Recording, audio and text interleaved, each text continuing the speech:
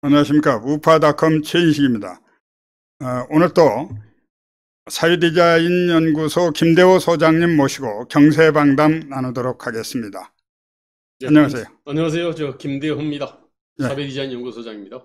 예, 반갑습니다. 오늘 소장님 바쁘시게 어디 또 다녀오셔가지고 오늘 저녁에 이렇게 방송을 하게 됐는데요. 자, 지금 우리 정치권의 핫 이슈가 되고 있는 30대의 야당 대표가 되고 나서 연일 화제가 쏟아지고 있습니다.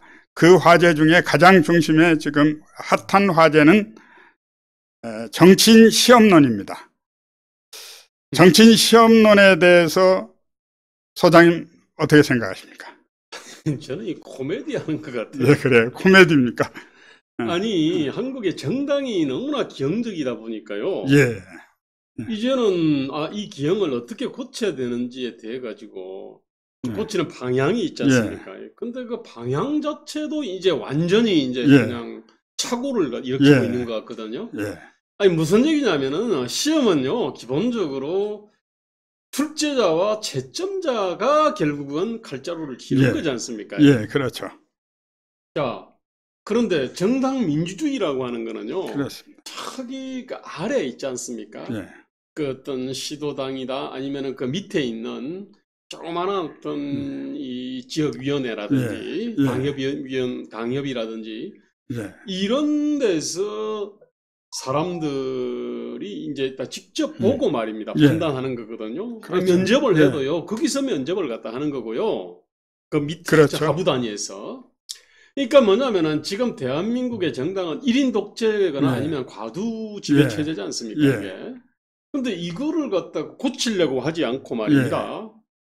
이거를 갖다가 지금 이제 1인 독재 내지 과두 지배 체제에서 기존에는 이제 공심이라든지 공관이라는 거를 형태를 통해서 했지 않습니까? 예, 그렇죠. 아니, 거기서도 말입니다. 면접 시험을 본 겁니다, 사실은. 공천 시험이죠. 어떻게 보면 공천관리위원회에 가서 후보들이 보는 것뿐만 아니라 최종적인 거는 유권자들이 시험보다 더 훨씬 어려운 유권자의 심판을 받는 거거든요. 선거를 통해서. 근데 워낙이 이건 정말 유치스러운 장난인데 저는 워낙이 어린 친구가 당 대표가 되다 보니까 시험 만능에 사로잡혀가지고 시험론을 들고 나오지 않았나 이렇게 생각을 합니다. 예, 아니 저는요, 그러니까 정당 민주주의의 어떤 기본, 정당 발전 방향에 대한 착오라서 제 문제거든요. 예, 그렇습니다.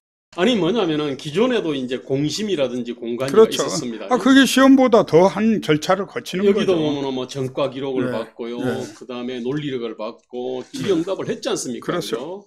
아니 그래서 좋았다는 얘기가 아니고요. 그렇게 해가지고 온통 막장 공천, 파행 공천이 있었습니다. 그렇습니다. 그게 그렇죠. 아니 저는 뭐냐면은 여기다가 다른 무슨 뭐 객관식 시험을 칠지 주관식 시험을 칠지 뭐 논술을 할지는 모르겠습니다만은 요런 어떤 1인 내지 과두 지배 체제 하에서 여기다가 기존의 공심위 공관위 같은 형태가 있었는데 여기다가 그러면은 뭐 객관식 주관식 논술 또는 엑셀 헌법 뭐 이러저런 거를 갖다가 더 추가를 한다 그래 가지고 과연 그러면은 이게 바른 방향이냐 이겁니다. 그렇지 않단 말입니다. 이게. 그 자체가 정치를 희화화시키는 것이고 저는 이 이야기를 듣는 순간 지금까지 모욕감을 느낍니다. 한때 저도 정치권에 저도 뭐 출마도 하고 해봤습니다만 그동안 기존 정치인들은 이 모멸감을 느끼지 않는지 지금 나오는 반응들이 이게 정말 농락당한다는 그런 사실 기분이 듭니다, 저는. 저는요, 그래서 이러한 어떤 문제를 갖다가 고치는 어떤 방향이 있잖아요. 일종의 글로벌 스탠다드는요, 이거를 갖다가 그 공천권을 밑으로 내리는 거거든요. 그렇죠. 그래서 진성당원들이 당원이 100% 뽑으면 당원이 가장 잘 아는 거 아니겠어요? 그러니까 이제 물론 이제 당원도 이제 건강한 당원들이 많아야 되고 연고나 정실에 크게 휘둘리지 않는 당원들이 많아야 되겠죠. 지금 당장은 그렇지 않습니다. 그렇습니다. 하지만 방향은요, 공천권을 갖다가 계속적으로 내리면서 거기서 나오는 여러 가지 문제를 조금씩 위해서 보완하는 형태로 가야 되거든요. 그렇습니다. 근데 이거는 뭐냐면은 그런 개념 자체가 없는 거거든요. 그러니까 이준석 대표가 상향식 공천이나 당원 주권 문제를 들고 나온 데다 그 이야기를 한 게 아니고 아예 정치인 자체는 자격이 없는 사람들이 지금 정치를 하고 있다는 전제에서 나왔다. 아니 그런 식으로 치면요. 제가 만약에 이번에 그럼 당대표 만약에 이제 그 제가 시험을 출제했다.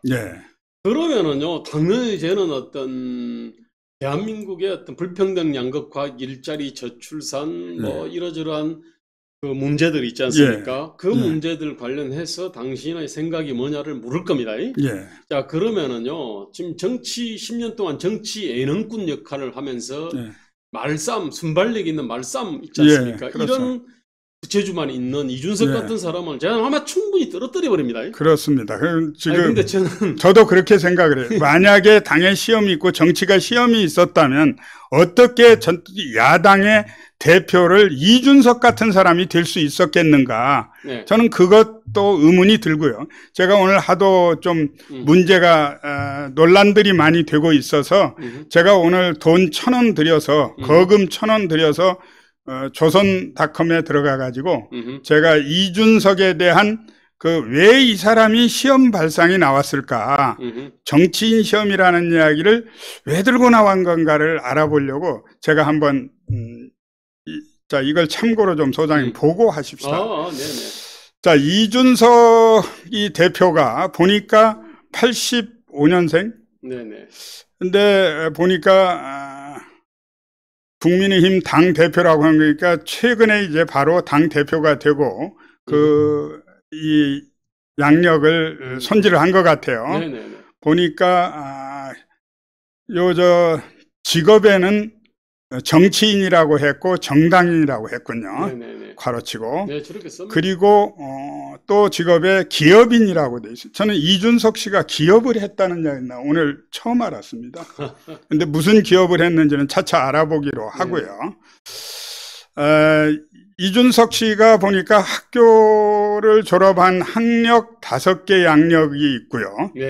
보니까 하버드 대학 끝이군요. 무슨 하버드 대학을 졸업하고 거기서 무슨 뭐 학위를 받았다는가 이런 건 없어요. 뭐 학사 받았겠지 그러면. 학사. 학사 하버드대에서 학사를 받고 딴방 그냥 학교 학사만 받고 한국으로 돌아온 거군요. 보니까 그 다음에 이제 양력을 봤습니다. 이 양력을 보고 제가 참 이런 정도 양력은 시도원 기초단체 나오는 분들도 이 양력보단 다 낫습니다. 시험을 보더라도 하버드 대학을 나온 것 말고는 어떤 것도 얼마나 이 정치가 종합예술입니까?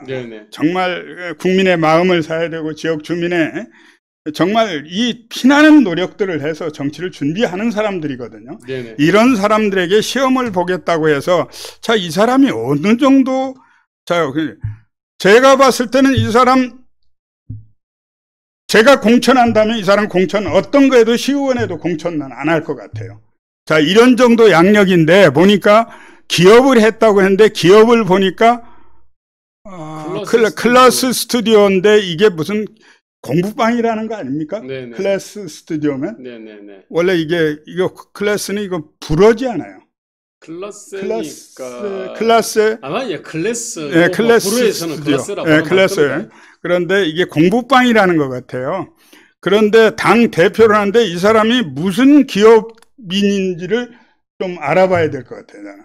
근데 제가 볼 때는 뭐 이분이 기업이었습니까? 모르겠습니다. 뭐 조그마한 1인 어떤 기업을 하든 아니면 뭐 몇 명의 기업을 갖다 하든지 간에 거기서 뭐 CEO를 맡거나 무슨 뭐 이사를 갖다 맡거나 뭐 그럴 수는 있고요. 또 뭐 그런 정도를 갖다 하는 거는 어려운 건 아닌데. 이걸 보니까 여기 양력 중에 하버드대 졸업하고 한나라당 비상대책위원 박근혜 대표로부터 2012년에 한 거, 그 외의 경력은 바른당 갔다 온 거, 뭐 바른당 갔다가 어디 가서 출마하고 3번 떨어지고 뭐 바른미래당 뭐 이렇습니다. 전부 다 미통당 뭐 당정만 해도 벌써 몇 번이 바뀌었더라고요. 물론 이제 뭐 특수한 사정이 있었겠으나 자, 저는 이런 정도의 대한민국 보수우파가 저는 괴멸했다, 저는 이렇게 봅니다. 저도 당원이지만 괴멸한 거 아니냐. 나는 이게 괴멸이 아니고 뭐냐. 그리고 나와서 정치인 시험 본다. 지금 이 사람들 무슨 이야기를 뭘 하는 건지를 모르겠단 말이에요. 그래서 이 부분에 관해서 좀 냉정하게, 저는 좀 거칠게 표현을 하고 있지만 우리 전문가로서 우리 저 소장님께서 이 문제의 시험 문제는 어떻게 정리하는 게 좋겠다, 그런 좀 정치인 시험론을 좀 정리를 좀 해주시면. 저는요 그냥 좀 아는 게 시험밖에 네. 별로 아는 게 적어서 네. 그런 거거든. 사실은 정당 민주화 내지는 정당 발전 방향을 완전히 착오하고 있는 네. 거고요. 네. 그다음에 또 하나는 본인이 어쨌든 시험 보는 재주는 있을 거 아닙니까, 그죠? 네. 아니 그러니까 어쨌든 간에 과학고등학교도 이렇게 들어갔고요. 그다음에 과학기술은 자퇴했지만 네. 어쨌든 들어갔고, 하버드대학도 어쨌든 미국의 어떤 뭐 시험은 네. 좀 복잡합니다. 사실은 다 이렇게 인종, 민족 뭐 다 할당을 하고요. 그 할당을 해서 거기서 이제 공부만 잘한다 그래서 뽑는 건 아니거든요. 상당히 그래서 운 따라야 되는데 어쨌든 시험을 통해 가지고 이제 좋은 자리에 올라간 거거든, 사실은. 근데 시험은 인간의 어떤 재주를 특장점을 판단하는 많은 수단 중에 하나일 뿐입니다. 그렇죠. 사실은. 그리고 궁극적으로는 원래 사람은 실전입니다. 사실은. 그렇죠. 그래서 기업이라든지 기업인들한테는 학력 묻지 않습니다. 그 다음에 목사한테도요 학력 묻지 않습니다. 그렇죠. 왜? 그 다음에 우리 저기 나가면 하는 식당 주인이 있지 않습니까? 그 식당 주인 학력 묻지 않습니다. 그렇습니다. 왜? 그렇습니다. 먹어보면 알아요. 그렇습니다. 서비스 받아보면 알지 않습니까? 그렇습니다. 우리 집 잘 가는 식당이 있잖아요. 그렇습니다. 그 다음에 교회도요 설교 들어보면 알아요. 사역 들어보면 알지 않습니까? 아니 기업도 마찬가지 아닙니까? 이런 것들이 원래 아주 실전을 통해 가지고 소비자가 판단하는 거 아닙니까? 그렇습니다. 그리고 이 영역이 사실은 아주 점점 넓어져야 됩니다. 선진국은 이게 굉장히 넓습니다. 근데 지금 대한민국은 이거를 갖다가 국가라든지 주로 국가가 사실은 국가나 정당이나 이런 데서 이제 이렇게 판단을 하는 경우가 많아요. 이게 일종의 어떤 이용자, 소비자 또는 어떤 신도 이런 사람들이 판단해야 될 거를 갖다가 그렇습니다. 이것도 뭐냐면은 결국 당원이 판단해야 될 거를 갖다가 당권파들이 우선 출제자 정해가지고 그 다음에 채점자를 정해가지고 그렇게 판단한다는 거거든요. 이건 또 공직선거에 이게 선거의 선출직은 당원을 떠나서 그 지역 국민들이 결정하는 거 아닙니까? 최종 시험이. 그런데 이걸 어떻게 정말 이런 유치한 생각을 하는 정도의 이 수준의 대한민국 야당이 넘어갔느냐는 거예요. 저는 한심한 거죠. 이게 구상유치라고 하는 건데요. 진짜 이게 그렇습니다. 진짜 젖비린내가 나는데 저는 아까 뭐 여러저런 경력이 있지 않습니까? 경력이 사실은 경력이 좀 빈곤해요. 빈곤한 정도가 아니라 없는 겁니다. 학교 다닌 거 말고는. 그래서 하버드 대학에서 무슨 학위를 받아가지고 연구 실적 성과를 가지고 온 것도 아니고 오직 하버드대 나와서 결국은 박근혜 퀴즈로 발탁된 건데 그 외에 무엇이 있느냐는 거예요. 근데 그래서 말입니다. 인간과 사회와 시장에 대한 이해가 너무 일천할 것 같고요. 나 그래서 그 우려를 했지 않습니까? 사실은. 그렇죠. 이 정치는 종합예술인데 인간과 시장과 사회와 국가, 뭐 가족 이 부분에 대한 어떤 그다음에 저 밑바닥에 서민의 삶하고 그다음에 초일리트들의 삶 이 전체를 갖다가 다 이렇게 균형적으로 볼 수 있어야 비로소 종합예술가로서의 어떤 정치인이 되는데 이게 보니까 너무 이제 이렇게 경력이 얇아요, 사실은. 나 그래서 걱정을 했는데 그래도 뭐 말 그대로 말입니다. 여러 수많은 전문가들이나 나름대로 경륜 있는 사람들의 보좌를 받을 수도 있지 않습니까? 위치가. 그런데 지금 하는 걸로 봐서, 지금 나오는 거로 봐서는 지금 온통 이런 이야기만 정말 평소에 같으면 가십거리에도 지나지 않는 이야기로 온통 뭐 언론에 다 도배질을 해버리고 오직 이 이준석이라는 사람의 이야기에 대한민국 운명이 마치 걸려인 것처럼 이렇게 정신없이 돌아가고 있단 말이에요. 마치 말입니다. 문재인이 대한민국의 국적을 확 떨어뜨렸지 않습니까? 그죠?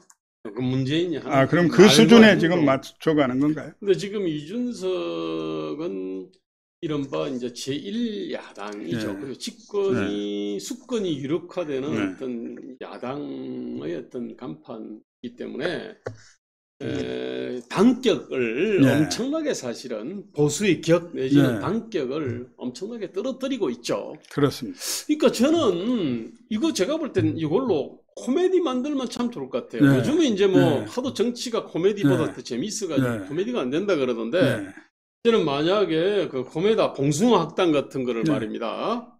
딱 만들면은 그러면은 정치인 시험을 가지고 말입니다. 굉장히 재밌는 어떤 이 코미디극을 많이 만들 수 있을 것 같습니다. 그렇습니다. 이 엄중한 정말 엄중한 시기 아닙니까? 내년 3월 9일 선거가 대한민국의 운명이 걸려 있고 이 야당이 정말 어떻게 뛰어야 되는지 지금 여기서 젊은 대표 하나 뽑아놓고 전 세계에 있지도 않은 시험론 치열함이 없는 것 같아요. 이 사람들은 어떻게 정치를 할 것인지 심히 걱정이 됩니다. 근데 그건 제일 걱정되는 거는 말입니다. 이게 어쨌든 제가 볼 때 경력에서 중요하게 빠진 게요. 지금 기업이 아니라 정적이 방송인입니다, 사실은. 방송인이라고 되어 있습니다. 방송인. 자기 수입원 있지 않습니까? 아니 어쨌든 간에 무슨 소득세든 뭐 종합소득세 냈을 거 아닙니까? 그죠? 그러면은 그 소득원이 어디 있는지를 보면 압도적으로 방송 출연해서 왔거든요. 그러면 당 대표 선거할 때는 다른 분들은 다 소득세 전과 기록 다 내라고 하는데 당 대표 선거를 하면서는 소득원이라든가 소득증명 뭐 이런 게 전혀 보질 않습니까? 아니 그 국회의원 선거에 뭐 이렇게 뭐 몇 번 나갔으니까 막 재산이라든지 그 세금이라든지 관련해서는 신고는 돼 있을 건데요. 저는 직업을 갖다가 정당인이라 쓰는 거는 맞고요. 그 다음에는 방송인이라고 쓰는 것이 맞습니다. 기업인은 제가 볼 때는 아주 잠깐 했던 것 같아요. 그거는 사실은 일종의 어떤 경력 분식이라고나 생각하는데 누락이거나. 자, 어쨌든 간에 뭐 저는 이런 얘기를 갖다가 뭐 하는 건 아니라 그 시험이라고 하면은요, 예컨대 뭐 어떤 것을 물어볼래? 예컨대 헌법을 물어볼까? 무슨 정치에 대해서 물어볼까? 엑셀에 대해서 물어볼까? 아니면 논리력 테스트를 위해서 수학시험 칠 수도 있습니다. 아니요, 저기 프랑스인가요? 거기는 보면은 굉장히 여러 단계에서 수학시험 쳐요. 그럼 굉장히 합리적인 겁니다, 사실은. 그럼 수학시험 칠까? 아니면 논술을 할래? 아니면 무슨 뭐 사지선다형으로 뭐 국사하고 세계사에 대해서 물어볼래? 아니 그런데 전 세계가 정치인 선출직, 투표로 뽑는 선출직을 시험 보는 나라가 어디 있습니까? 없습니다. 그 이야기를 하는 이 자체만도 코미디 아닙니까? 저게 지금? 뭐냐면은 가장 비슷한 나라 조선이죠. 조선의 과거 시험 쳤지 않습니까? 그죠? 저는 그래서 나는 진짜 조금 병인데. 그런데 당이 또 뭐 하는지 말이에요. 저는 참 그 국민의힘에 당 대표, 물론 당 대표를 뽑은 지 며칠 안 돼서 뭐 그동안 뭐 넘어가고 있겠지만 중진들도 있고 다 있잖아요. 그러면 저 어린 대표가 그러면 저렇게 철없는 이야기를 하고 이건 뭐 민주주의를 훼손하는 이런 뭐 거침없는 발언이 나오는데 이게 제어가 안 된다는 겁니까? 저는 이 이야기를 들으면서 이거 뭐 과거에 그 히틀러가 환생해서 이렇게 나타난 거 아닌가 하는 정말 그런 생각도 들었습니다. 이게 무슨 발상에서 선출직을, 그러면 최종 국민이 공직자를 선출직을 뽑을 자격도 없다는 겁니까? 국민을 의심한다는 거 아니에요? 국민의 실력도. 아니, 그러니까 내가 시험 문제를 내서 시험을 하겠다는 거 아니겠어요? 그러니까 저거는 뭐냐면요. 그러니까 뭐냐면 당원이 판단할 일, 그다음에 국민이 판단할 일을 지들이 하겠다는 아주 오만. 이건 뭐 어떤 발상이거든요. 왕조 국가에서나 이런 일이 있을 수 있을까? 저는 민주주의 국가에서 전 세계 복음을 통해서 없다고 생각하거든요. 아유, 전 저기 자, 코미디 같은 얘기. 그 이야기는 그만하고. 하여튼 저는 네. 우리 코미디언들이요. 저런 어떤 거를 가지고요. 정치인을 시험으로 뽑는 거와 관련 이걸 소재로 해서 코미디 만들면 히트할 것 같으니까요. 자, 하여튼 그 다음에 이제 다음 문제는 네네. 왠지 야당 대표가 이 엄중한 시기에 대표가 야당 대표가 뽑혔단 말이에요. 그러면 여당과 그동안 이 문재인 정권이 저질러놓은 폐악질과 반역질이 얼마나 많았습니까? 그리고 국민에게는 3월 9일에 반드시 이 정권을, 반역 정권을 끝장내달라는 어떤 메시지가 있어야 될 거 아니겠습니까? 야당 대표 제일 먼저 되니까 대통령이, 지금까지 문재인 대통령이 국내에 있으면서도 전화해 준 적 없습니다. 그런데 해외 순방 중에 나가서 전화를 해서 축하하고 자기 마치 자식이 뭐 과거급제라도 한 것처럼 그렇게 축하를 받고, 또 야당 대표 만나서 하는 일 보니까 정권 교체의 이유가 없더라고요. 그런 긴장감이 보이질 않습니다. 그리고 이건 정말 국민을 분노하게 만드는 일이에요. 내년 이 문재인 정권을 반드시 3월 9일 날 교체해야 되겠다는 국민의, 이건 배신 행위 아닙니까? 아이고, 네. 자기 당내, 지금 우리 야권의 대통령 후보로 가장 유력한 후보로 거론되는 윤석열 죽이기에는 그야말로 저는 윤석열 죽이기라고 생각합니다. 윤석열에 대해서는 온갖 악담을 다 퍼부으면서 여당 문재인 정권의 인사들하고는 그렇게 다정다감할 수가 없어요. 저 사람 그 당에 가서 대표를 해야 될 사람 아닌가. 저는 그런 생각이 들어서 정말 분노가 침입니다. 분노가. 최 청장님은 군대를 너무 미워하시는 거예요. 그래? 저는 특별히 그럴 일은 없는데. 아니요, 이제 저는 뭐 분노할 만한데. 근데 이제 그 냉정함을 잃을 정도로 이렇게 분노를 해버리면 안 되지 않습니까? 아니, 근데 분노할 만한 소지들이 사실 많이 있죠. 그리고 한 가지 좀 이따 우리 소장님 말씀을 들을 텐데. 자, 이 사람이 뭐라고 했느냐. 윤석열 야권 유력 후보 외에, 자, 우리가 지금 어떻게 싸우고 있어요? 4.3과 5.18의 과다함과 그리고 북한의 대북 문제, 한미 동맹을 파헤친 것, 이 안보 문제, 모든 문제에 대해서 우리가 이 아스팔트 태극기를 들고 나가서 아스팔트에 가서 싸우는, 정말 이 절박한 국민들을 향해서는 아저씨들이라고 그랬어요. 아저씨들이, 감을 못 읽는 아저씨들이다. 태극기 부대라는 표현도 썼죠. 네, 태극기 부대, 감을 못 읽는 아저씨들. 이런 정도로 정말 모욕적으로 비하하고 사실 조롱하는 겁니다. 10년 동안 종편 출연하면서 네. 아무 말을 대잔치. 사실은 나이가 젊고 그랬어요. 아무 말이나 해도 시비를 별로 안 걸었거든. 그러다 보니까 오랫동안 이게 오랜 습이 있는 것 같아. 제가 볼 때는 정말로 막말을 엄청 쏟아내더라고요. 이런 막말이 우리 편에 대해서, 우파 보수 세력에게는 이런 막말이 있을 수가 없어요. 이를테면 근데 태극기 부대라는 표현도고요. 태극기 시민 또는 태극기 세력이라 부르는 게 맞거든요. 이게 그렇습니다. 굉장히 경멸스럽게 부르는 얘기가 태극기 부대입니다. 그러니까 좌익들이 우쪽을 향해서 부르는 이야기죠. 그 다음에 어떤 군중 시위를 하다 보면은요, 거기에는 태극기 든 사람, 성족이 든 사람, 간혹가다 이스라엘기 든 사람, 십자가 든 사람, 소주병 든 사람도 왜 없겠습니까? 아니, 그런데 이제 그 중에 극히 일부에다가 말입니다. 거기 보면은 뭐 이스라엘기를 갖다가 들었다 그래가지고 이해 안 간다. 뭐냐면 태극기 부대라는 표현을 하고 뭐 태극기 부대도 자기는 끼안아야 된다라고 하면서, 그런데 이스라엘기 든 사람들은 이해를 못 하겠다. 이게 뭐냐면은요, 어떤 이 태극기 시민들 있잖아요. 네. 그 중에 극히 일부분을 갖다가 다 꺼내가지고 전체를 갖다가 폄하를 하는 어떤 네. 그 일종의 그 어법이거든요. 네. 아니 사고방식이 그렇게 돼 네. 있습니다. 네. 그러니까 정말로 쓰잘데기 없는 얘기를 갖다 하는 거거든요. 그렇습니다. 아니 이 태극기 시민들의 아니 그러면은 나와 가지고 말인데 길거리에서 오줌 싸는 사람도 있겠지 당연히. 아니 당연히 있죠. 아니 그 다음에 뭐 이 도시락 까먹고 안 먹고 네. 그냥 가는 사람도 네. 있고 허물을 찾으려면요. 그렇죠.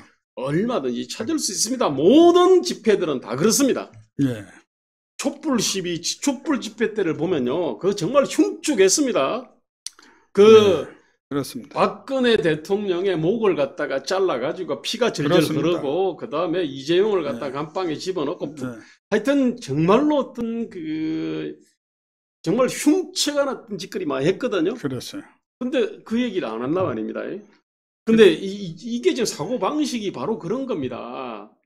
이 태극기 어떤 그 시민들의 어떤 비원과 열정, 그 다음에 태극기 시민의 본질에 전착을 해야 되는데, 그 격가지를 갖다가 잡아가지고 참 야비하게 말을 하는 겁니다. 자기는 존중한다 예. 그러면서 이스라엘기를 갖다가 더 꺼내가지고, 그래가지고 이해 못하겠다는 식으로 해서 또 덮어버리는 이런 식의 어떤 이 말본세가 참 정말로 더럽게 배워먹거든요. 그 다음에 윤석열 총장에 대해 가지고 뭐 아마추어?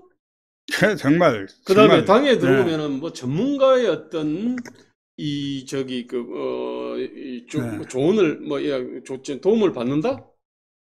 아니 저거 완전 오만방자한 거거든요. 그 윤석열 총장에 대해서 아마추어라고 하는 어떤 표현이나 네. 그 다음에 입당식이 늦었다라는 표현, 그 다음에 입당하지 않을 수 없을 거다라고 하는 어떤 이런 발언들이 있지 않습니까? 참 어떻게 이렇게 말을 오만방자하게 하는지. 그러니까 한우로 먹어야 되는데 육으로 바뀌었다가 육우에서 지금 바뀔까봐 육우마저도 놓칠까봐 지금 노심초사하는 거 아닌가, 이런 조급함이 보이지 않습니까? 참 진짜 함부로 말입니다.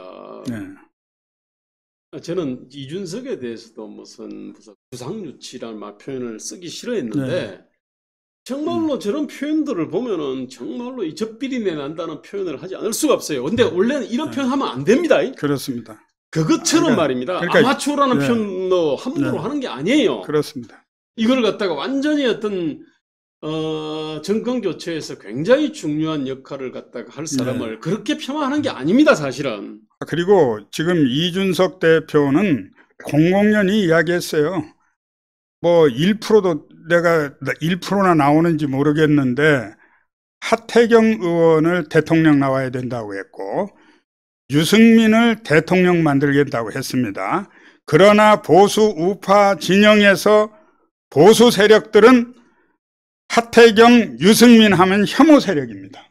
그런 후보를 되자고 그 후보를 가지고 당내 후보가 있으니까 공정하게 와서 경쟁을 해라. 이 이야기는 윤석열 후보를 들어올까봐 오히려 방해하는 그런 모습이 저는 엿보이고 있습니다. 제가 보니까 윤석열이라고 한다면요, 저 땅에 가까이 갔다가 이크 안 되겠다. 아니 하태경, 유승민 이런 자들이 심판하자고 요즘 이준석 뒤에 숨어서 지금 그러고 있잖아요. 그러니까 뭐 시험을 본다 샀지, 뭐 시험 뭐 지방의원부터 이렇게 뭐 본다 그러는데, 아니 논리적으로 보면은요. 뭔가 시험은 가리는 필터링하는 기능 아닙니까? 그건 그런 건방 싸가지가 없죠. 그런 식으로 하면은요, 가장 중요한 거는 당대표나 대통령 후보를 시험 쳐야 됩니다. 논리로 보면은. 시험 봤으면 면접에서 떨어졌다니까요. 저 사람 이준석은 당 대표가 될 수가 없어요. 아니, 그런 식으로 따지면 근데 윤석열도 뭐냐면은 너 기본이 안 됐어. 그럼요. 아마추어야 보니까 뭐 네가 아마추어라는 거를 증명하는 뭐 그런 시험을 낼 수 있겠지. 그렇죠. 예컨대 말입니다. 아니 윤석열이라 그러면 기분 나쁘지 않겠습니까? 시험 본다서 하니까. 그 다음에 아마추어라 그래. 그러고 그 다음에 국힘당에 입당하지 않을 수 없을 거다. 근데 뭐 이렇게 늦었다. 그 다음에 너 안철수 꼴 될래? 안철수처럼 그렇습니다. 될래? 이런 말을 갖다가 듣는다면요. 이건 뭐 악담이죠, 악담. 그런 악담이 없죠. 이렇게 되면은 전 안철수조차도 말입니다. 합당을 물리고 제3지대로 가서 아니 안철수 같은 경우는 나 출마 안 한다. 내가 대신에 나 윤석열 당신을 대통령 만들겠다. 우리 연정을 하자. 얼마든지 할 수 있습니다. 그렇습니다. 아니 예컨대 말입니다. 난 그것이 뭐 한국의 어떤 이 정치 발전이나 어떤 대한민국의 개혁에 더 좋은 솔루션일지도 모릅니다만 그렇습니다. 이준석이 당대표 이준석 대표의 입장에서 보면은 이건 끔찍한 거예요. 그러면은 최대한 국민의 힘으로 그 애권 주자들이 말입니다. 마음 놓고 적어도 여기는 아주 공정한 어떤 이 경선이 보장이 된다.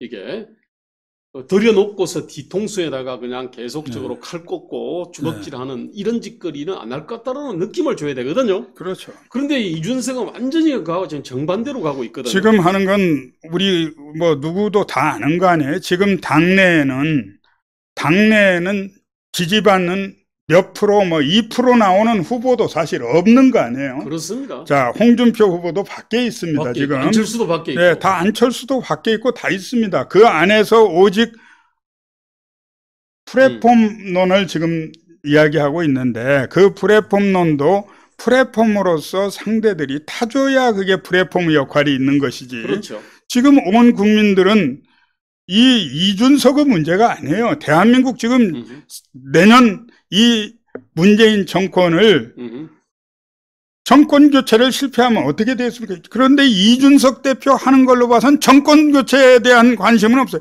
그분들하고 사이가 너무 좋아서 그냥 국민들이 저걸 보고 있으면 우리 우파에 대해서는 이 보수 진영에 대해서는 매우 무섭게 공격을 합니다.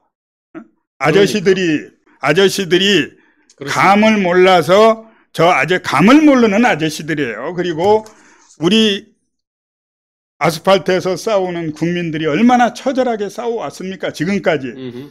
그 보수당이 그 제 역할을 못하기 때문에 역사 왜곡 문제라든가 남북 문제, 외교 문제, 모든 문제를 대한민국이 이 무너져 내리는 것을 정말 안타까워하면서 싸우고 있는데 거기에 대한 의견을 한 번도 이자는 낸 적이 없습니다. 그러니까 당대표라고는 제1성이 말입니다. 문재인 정권에 대해서 그렇습니다. 포를 쏘고 그랬어요. 그다음에 또 한편으로는 통 크게 단결하자. 그렇죠. 우리가 포용하자. 힘을 합치자.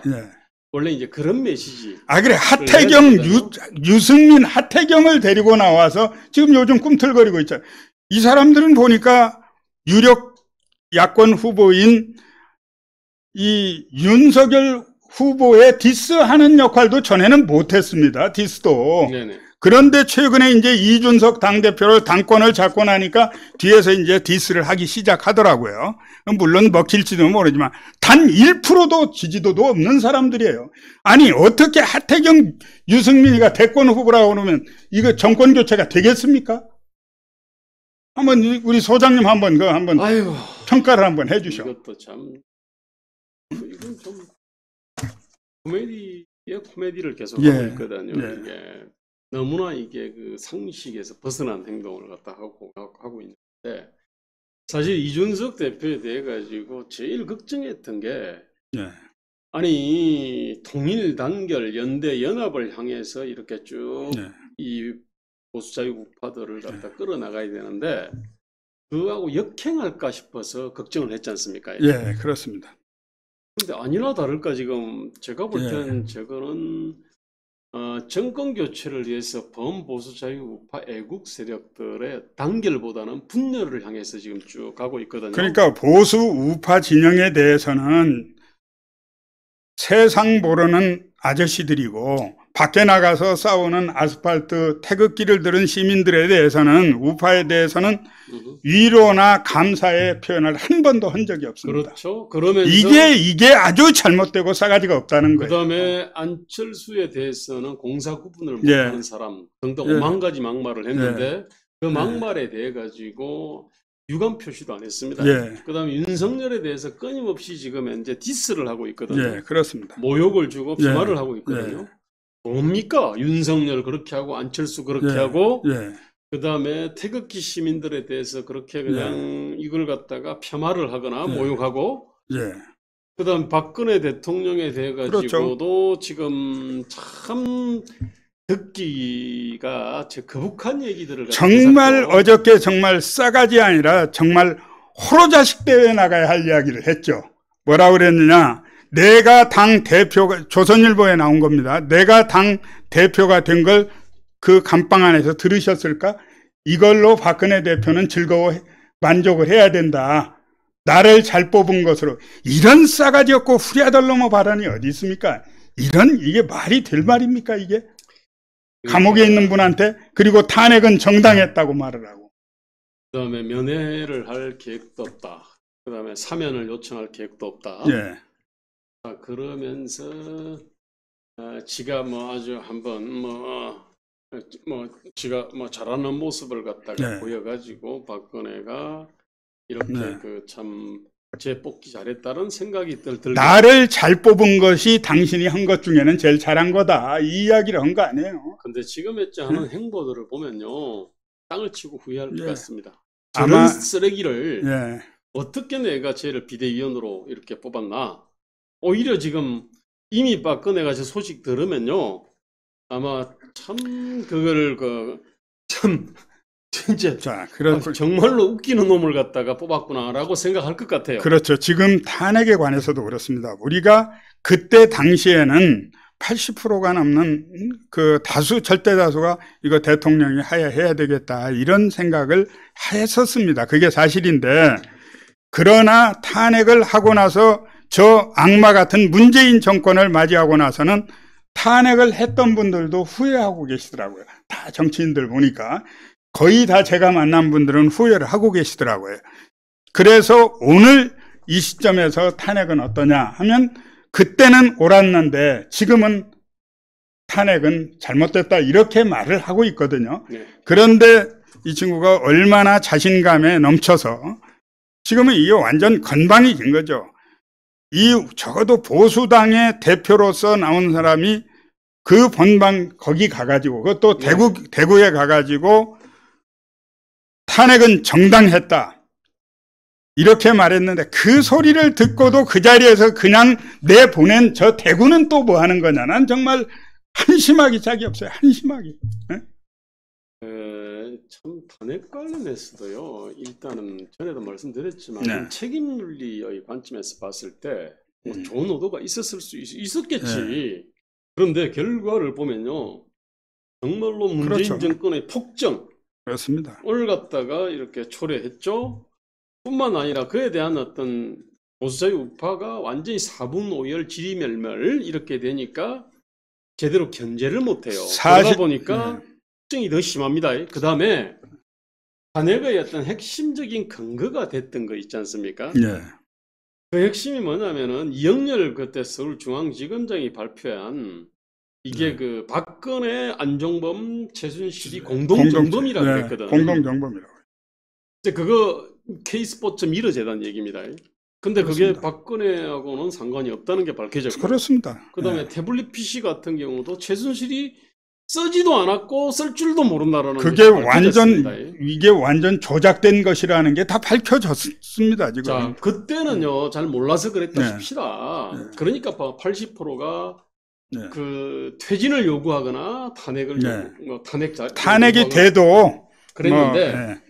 근데 지금 와서 딱 보니까 말입니다. 이게 탄핵은 결과가 처참하고 그렇습니다. 아니 그 결과 중에는요 반기문 프로젝트도 있었고요. 네. 그다음에 바른미래당 또는 바른정당도 있었는데 다 실패를 했거든요. 그렇습니다. 그러니까 결과는 너무나 처참했고요. 네. 그다음에 탄핵에 했던 사유, 절차, 정치 도의, 정치 전략 모든 면에서 완전히 깡통이거든요. 그렇습니다. 이게 아닌 거죠. 그러면 정상적인 사고를 가지고 있는 사람이라 그러면은 2016년에 대한 제한된 어떤 정보와 지식 하에서 그때는 그렇습니다. 정말 네. 박근혜 퇴진 또는 탄핵이 불가피하다고 나는 생각을 했다. 네. 그런데 지금 와서 딱 보니까 결과로 보나 법리로 보나 네. 절차로 보나 정치 전략이나 도의로 네. 보나 아니다. 그렇습니다. 이렇게 말을 하는 것이 정상이에요. 그렇습니다. 그리고 이준석은요, 그렇게 말을 갖다 한 박수 더 받습니다. 왜? 네. 이준석은 2016년 당시에 그 국회의원도 아니었고요. 네. 중주 당직도 맡지 않았어요. 네. 나이 31살밖에 네. 안 됐잖아요. 그렇죠. 아무도 책임을 묻지 않습니다. 그렇습니다. 그런데 왜 그렇게 염장 지르는 얘기를 갖다가 네. 했는지 참 그것도 참 기가 막히지만은 아마 그 듣는 사람들이 그때 적극적으로 반발하지 않는 거는 이준석에 대해 가지고는 탄핵 책임과 관련해서는 아무런 어떤 제 책임이 없다고 생각하니까 그냥 뭔 말을 해도 나 지금 애들 재롱잔치처럼 받아들였지 않았나. 그러니까 할아버지가 네네. 손주 수염 잡힌 정도 이렇게 사랑스럽게 봤던 아마 것 같아요. 그렇게 네. 보지 않았나 그러지. 싶어요. 그래. 택도 없으니까. 아니, 하도 그런데 어이가 지금 없으니까. 그런데 지금 자기는 그로 인해 가지고 이제 탄핵 정당이라고 하는 거는 동의를 얻었다라고 생각할지도 몰라요. 네. 네. 당에서 37% 받아가지고요. 네. 63%는 안 했거든. 아니, 예, 그렇죠. 근데 37% 받아놓고도 지가 이제 네. 1등을 먹었으니까 지가 이제 네. 100% 네. 동의를 얻었다라고 생각할지도 모르겠어. 아마 생각을 그 이상으로 하고 있는 것 같아요. 미친 거지. 네, 뭐 그래- 민주주의에 대한 기본적인 이해가 없는 거죠. 그리고 지금 행보로 봤을 때는 저는 이제 저 사람에 대해서 그렇게 크게 관심도 없고 뭐 그냥 그런 뭐 정도 뭐 국회의원 자기 지역에서 나와 3번 떨어지고 그냥 젊은 청년이니까 어떤 책임을 뭐 물을 네네. 생각도 없고 뭐 네네. 알아볼 생각도 안 했어요. 네. 근데 요번에 당 대표가 되고 하는 그 행보, 언행들을 보면서 이 문제를 이대로 방치해서는 안 되겠다 하는 생각이 들어서 이제 보고 있는데요. 종편을 지금 종편 1세대로서 지금까지 종편을 안 잘리고 하는 것을 자랑스럽게 생각합니다. 종편 안 잘린 건 문재인의 장학생이라고 보면 됩니다.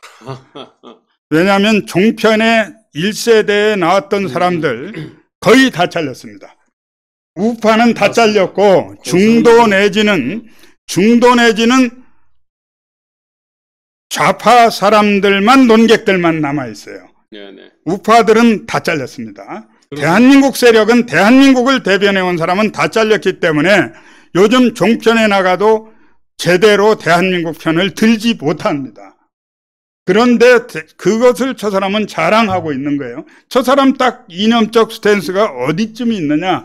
저 사람 민주당에 있거나 정의당에 있다나 이렇게 보는 겁니다. 네. 그러니까 지금 요번에 저 사람을 지금 어디서 이렇게 만들었습니까? 저 사람 당 대표가 된 이유가 뭐냐?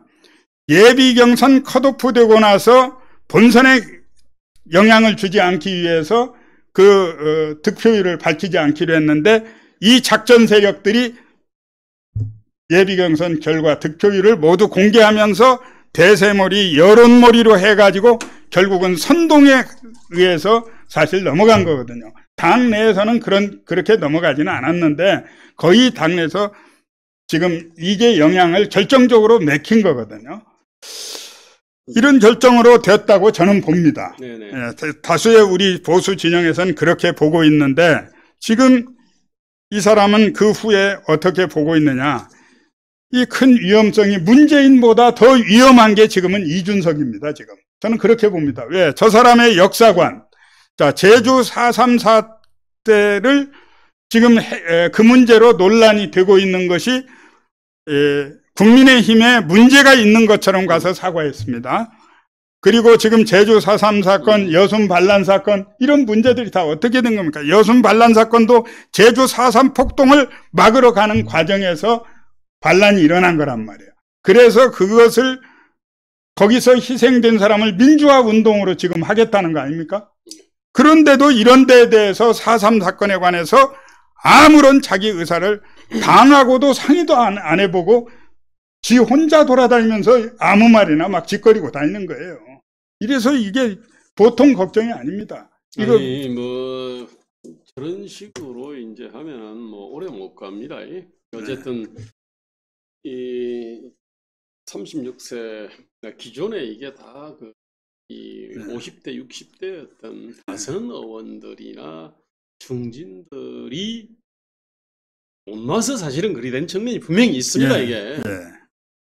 아니, 그래서 이제 영선이라 하더라도 어쨌든 나이 젊음에 대해 가지고 사람들은 아주 관대하고 너그럽게 봐주려 그럽니다. 예. 웬만한 거는 그냥 다 아니 네. 뭐 경험이 없으니까 그다음에 나이가 어리니까 네. 봐주려 그러는데 지금 수많은 인터뷰들을 해가지고 폭포수처럼 막말을 쏟아내고 네. 있더라고요. 거의 뭐 막만 반 대한민국 세력 문재인 4년 내쏟은 것보다 더 쏟겠어요. 앞으로 4개월만 더. 아니 그러면은요. 그러면은 저는 또 그렇게 생각합니다. 나이 젊다 그래서 또 이렇게 뭐 잘하는 게 아니구나. 예. 이제 그러면서 뭐냐면은 한국 정치인이 가장 필요한 자질이 뭐냐. 예. 자, 이쪽으로 지금 급격히 갈 수 있다고 생각합니다. 예. 그러니까 사람들이 예. 아니 다선 의원들 정말 깝깝하네 뭐 이리 된 거 아닙니까? 예. 이게. 그렇습니다. 그 다음에 이제 젊은 사람. 예.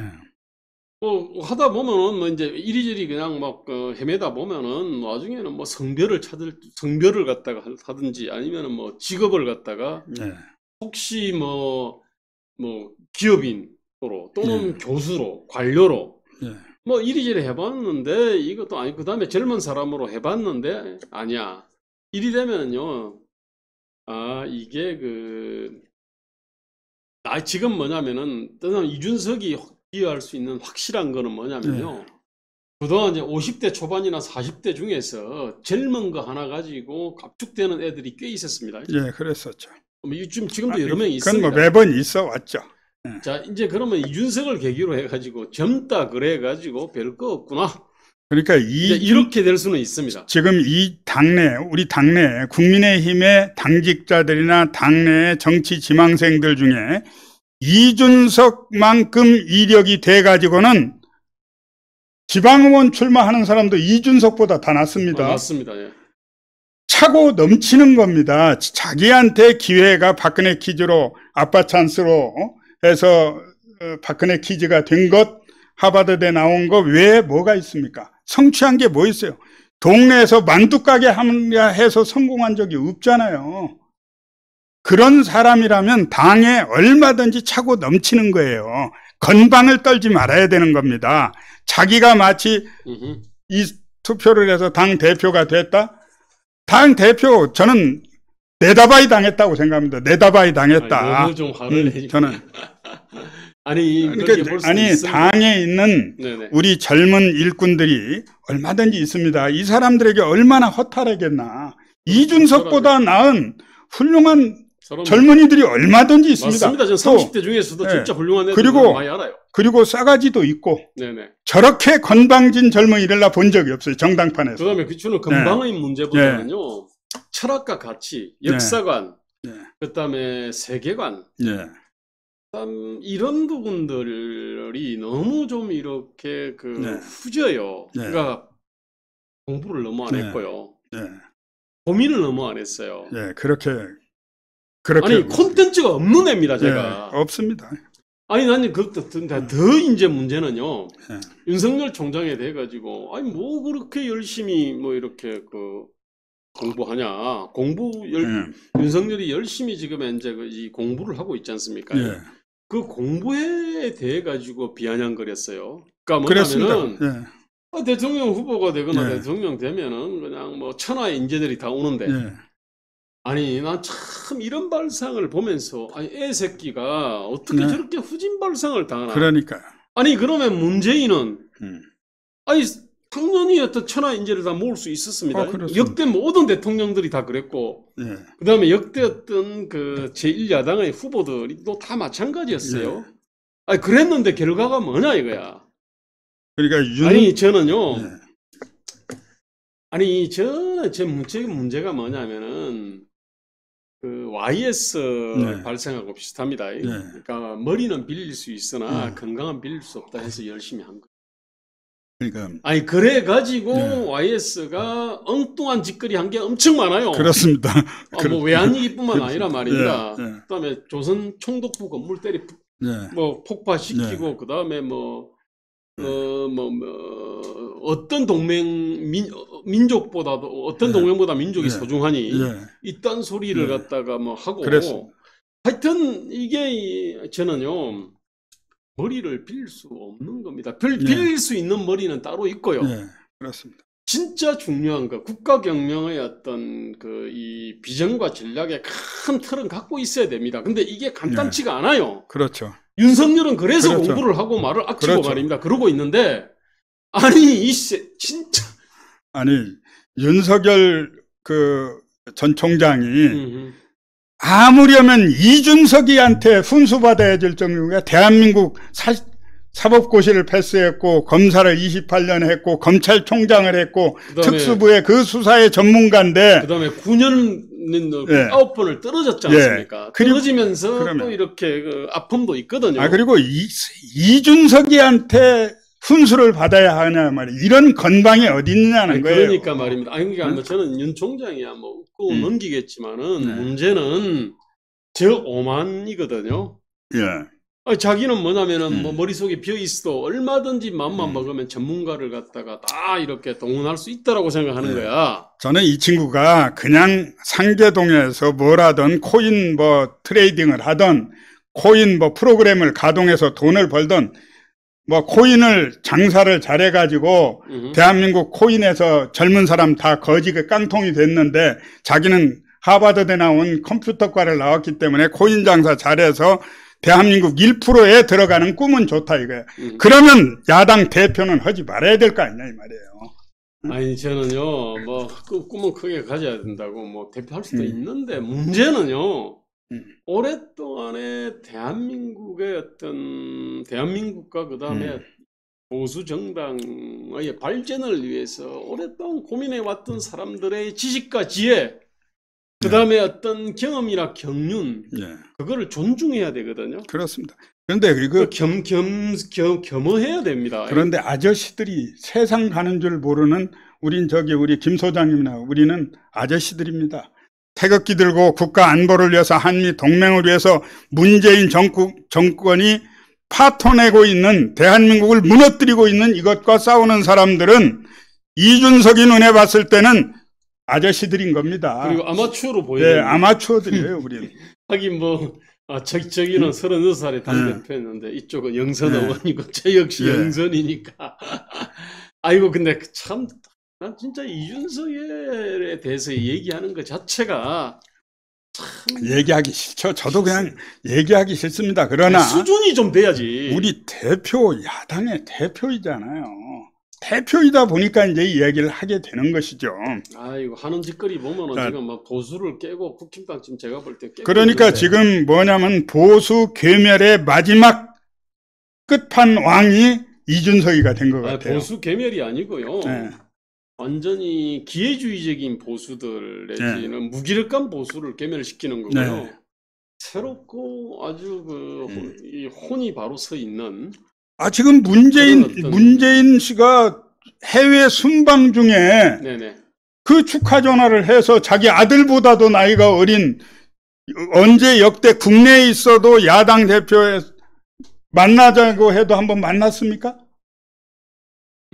얼마나 행복했으면 전화를 해가지고 했냐는 거예요. 아이고 너무 또 하여튼 그런 문제가 있고 지금 이제 저는 이런 생각을 자 이제 끝내야 할 시간인데요. 우리 김대호 소장님께서 그동안 좀 이 부분들을 어떻게 우리 우파 진영에서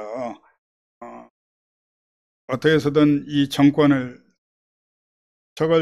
창출을 해야 되지 않겠습니까? 우리 야권 통합이 되어서 안전하게 어떤 이 문재인 정권을 이 폭정을 종식시켜야 되는데 마지막 어떻게 우리가 했으면 이준석이 문제까지 야당 문제까지를 포함해서 좀 한번 말씀을 좀 의견을 해주시죠.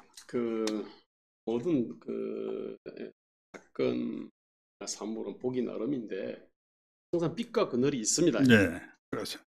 문재인 정권이 사실은 엄청난 거를 갖다 한 게 있어요. 뭐냐면요. 지난 한 3, 40년에 걸쳐가지고 한국에서 민주파리, 노동파리, 민족파리, 평화파리, 환경파리, 그 다음에 뭐 소수자파리, 이 사람들이 3, 40년 동안에요 계속적으로 주도권을 쥐고 공세를 펼쳤습니다. 보수자의 우파는 계속 수세적이었어요. 양보를 하고.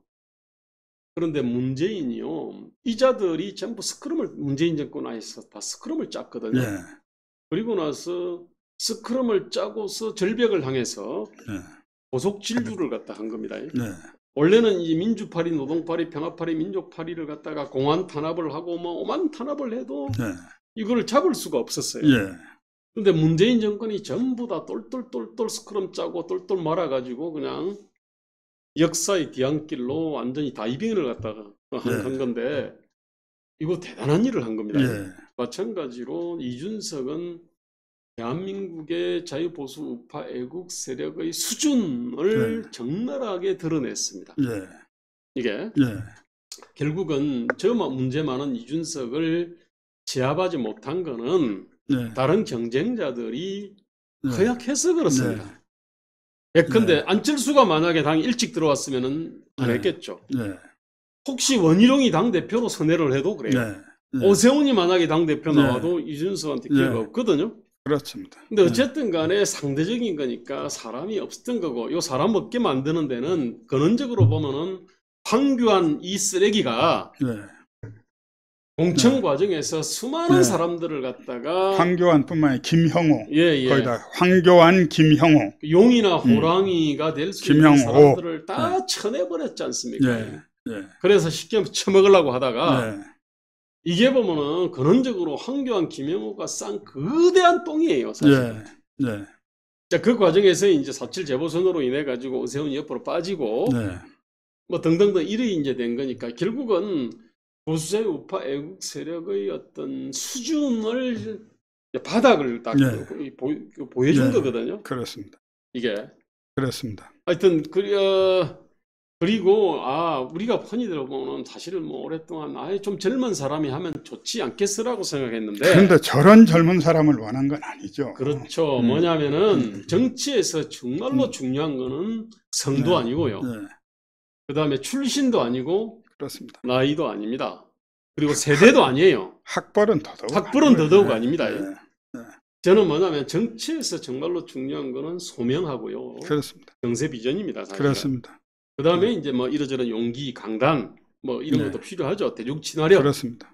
그 다음에 언변 뭐 다 필요한데, 정말로 가장 중요한 것이 무엇인지를 다시 한번 이렇게 생각하게 해주는 측면이 분명히 있거든요. 이준석이. 자, 저는 어쨌든 이준석이 나름대로 좀 문재인처럼 말입니다. 나름대로 이렇게 그 역할을 하는 거예요. 크게 좀 기여를 갖다 하는 측면이 있다는 거고요. 그 다음에 저는요, 대한민국의 어떤 국민들은 참 여전히 굉장히 분별력이 있는 것 같아요. 왜? 당에 대해서는 30% 지지를 몰아주지 않습니까? 그래도 대권 후보는요, 유승민 1%네. 다 이 수준이고요. 당 밖에 안철수, 홍준표, 윤석열, 최재형에 대해서는 이게 몰아주거든요. 그렇습니다.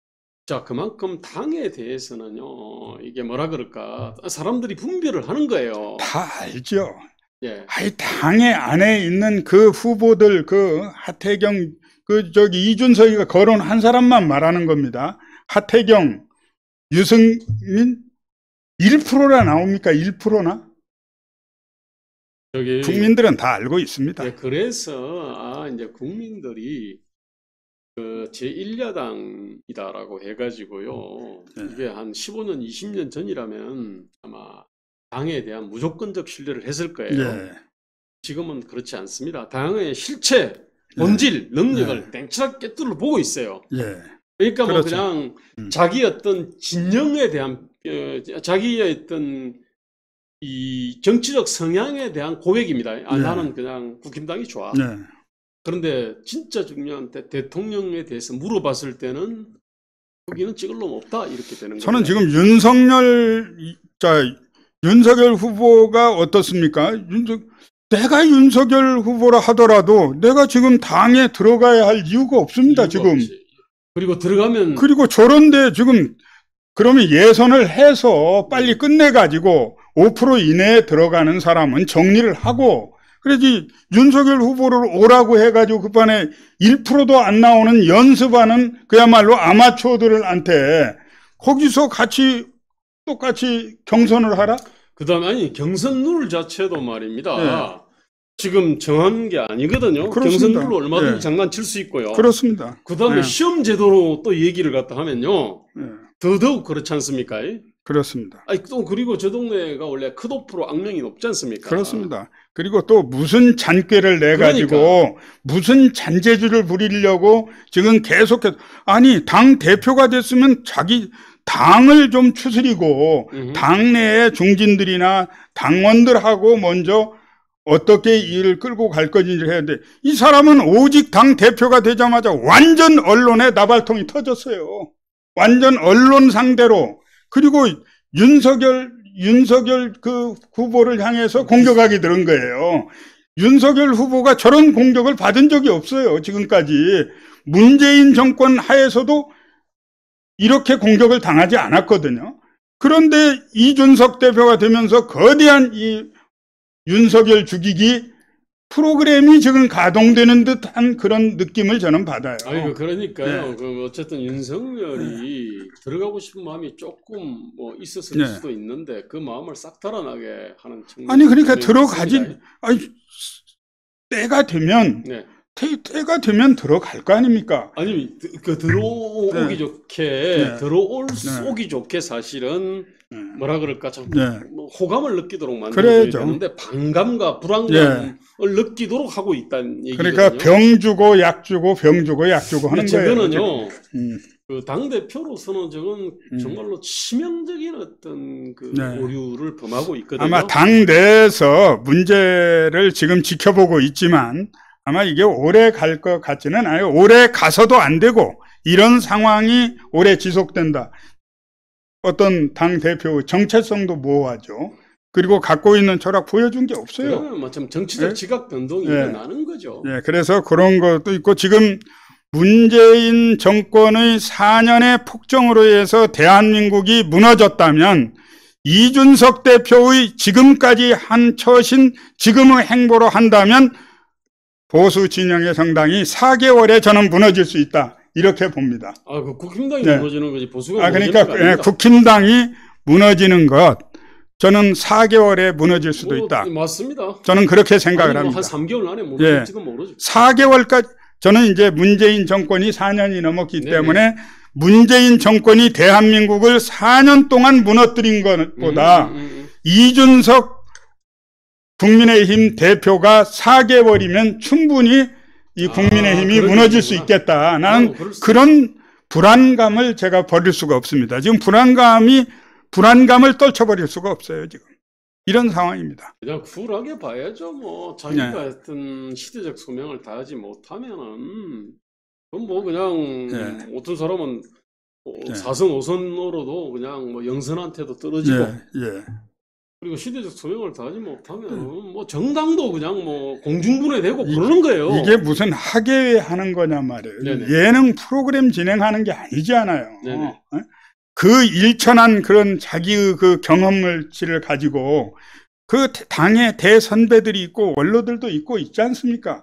그러면 거기서 의견을 도출해서 겸손한 자세로 하는 게 아니라 이 늙은이들이나 이 선배들은 선배들의 고마움을, 이준석으로부터 선배들이나 선배에 대한 고마움은 예를 표시한 걸 내가 본 적이 없습니다. 저는 제가 볼 때는요, 오만 방자가 몸에 배어 있고요. 겸손이나 겸허나 이런 그 DNA가 있는 것 같아. 이게 컴퓨터 세대들도 다 그러지 않거든요. 저는 어릴 때 너무 성공을 거둬버렸어요. 그래서 저게. 그러니까 한 거 없이. 옛날로 치면 소년등과 같은 건데 저게. 아니, 소년등과나 그냥 픽업 돼가지고 황태자가 왕자가 된 거거든. 또 불행인데 저게. 우리 젊은이들이 얼마나 허탈하겠냐는 거예요. 그 기회를 가지고. 또 뭐 멋있다는 사람도 있습니다. 또 참 이준석이 저렇게 해도요. 원래 이제 20, 30대들이 사실은 원래 저희 20대, 30대는 막 그냥 저희가 이른바 당을 만들고 당의 수계가 되거나 어쨌든 간에 이제 저희가 역발상 기계세였지 않습니까? 예. 586들이. 예. 근데 이제 20, 30대는 완전히 그 반대였거든요. 완전히 주눅 들고 자신감을 잃고 무슨 사회적 약자 의식이 있더라고요, 보니까. 그러니까 청년들이 자신들도 여성이나 장애인처럼 항상 보호하고 배려해달라. 이 사실 약자 의식들이 있었거든요. 어쨌든 이준석이 어쨌든 간에 대표가 되면서 야, 우리도 뭔가 할 수 있네? 이런 어떤 자신감을 심어준 측면이 있거든요. 그것도 긍정적인 효과입니다. 그것도. 어쨌든 전체적으로 봤을 때 이준석이 참 겸손을 배우지 못했고 그다음에 오랜 어떤 이 대한민국과 정당의 발전을 위해서 오랫동안 어떤 고민하고 풍찬노숙하면서 이렇게 쌓았던 지식과 지혜를 부정하는 하거든요. 이게. 그러다 보니까 이제 자기의 무지를 깨닫지 못하는 놈이 가장 무지한 놈입니다. 제가 볼 때는 무식한 놈이에요. 제일 무서운 거죠. 그게. 그러면 싸가지까지 없어요. 근데 자기는 엄청나게 지금 똑똑하다고 생각해. 그러니까 이왕 갖추려면 다 갖춰야죠. 그게 보니까 굉장히 지금 어려운 사람, 고치기가 어려운 사람입니다. 저게. 근데 우리 같은 사람은 아마추어 정도로 이게 볼 거 아닙니까? 그죠? 아마추어 정도가 아니라 세상 구현하는 거 모르는 시대를 뒤떨어진 아저씨들이에요. 이 아저씨들 또 태극기 들고 또 광복절날 나오면 저 시대에 뒤떨어진 아저씨들이에요. 이준석이 눈에는. 그러니까 참 굉장히 고치기 어려운 캐릭터입니다. 근데 저거는요, 말로 해서 아마 못 알아들을 겁니다. 그러면은 그렇게 되면은 이제 당이 공중분해될 가능성이 많습니다. 왜냐면은 내부로 힘을 끌어당겨야 되는데 구심력을 강화해야 되는데 원심력을 강화를 하고 있거든요. 자, 그다음에 지금 대선 국면에서는요, 윤석열, 안철수, 최재형, 홍준표 이런 사람이 갑이지. 그렇습니다. 당은 어립니다. 근데 지금 갑을 갖다가 지금 완전히 혼동을 하고 있거든요. 아니 1%도 0%에 있는 하태경, 유승민이를 이야기하고 있는 대통령 만들겠다는 머릿속에서 안 만들겠다는 이야기를 한 적이 없어요. 만들겠다고 공언을 했다니까. 그러면은 그냥 당 공중분해입니다. 그거는 뭐 어쩌겠어요. 근데 유승민, 하태경 절대로 안 한다고 안 하잖아요. 아니야, 쟤는 뭐 갈 수 있던데 문제는 그것도 뭐 그냥 뭐 출사표 던지고 뭐 경선 레이스야 뛸 수 있겠지. 30% 40% 받는 사람도 있지만 0.1% 받는 사람도 있고 1% 받는 사람도 있는 거 아닙니까?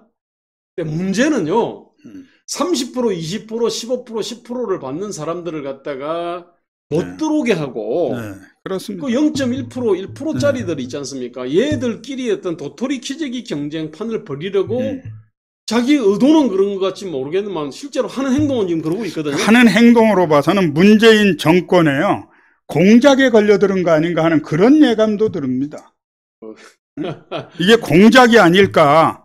이거 너무 좀 폄하하지 마십시오. 너무. 이준석 지도 뭔가 잘해보려고 그러겠지. 그런데 저게 어떤 구조적으로 지가 뭐를 모르는지를 갖다가 모르면서 다 안다고 생각을 하고 남을 깔봐버리고. 그게 제일 무서운 거 아니에요. 모르는 걸 모르는. 불치병인데 저게. 건방병이. 저 어떡하겠어요. 저거는 말로는 못 고치니까요. 나중에 뭐 당이 공중분해를 갖다가 되든지 아니면은 뭐 어쨌든 대선 후보가 당을 장악을 해가지고 그거를 당을 갖다가 완전히 환골탈태를 시키든지 뭐 그렇게 되겠지 뭐. 한 번도 이런 역사적인 아픔이나 우리 국민들이 무엇을 걱정하는지에 와서 함께 서본 적이 없습니다, 저 사람.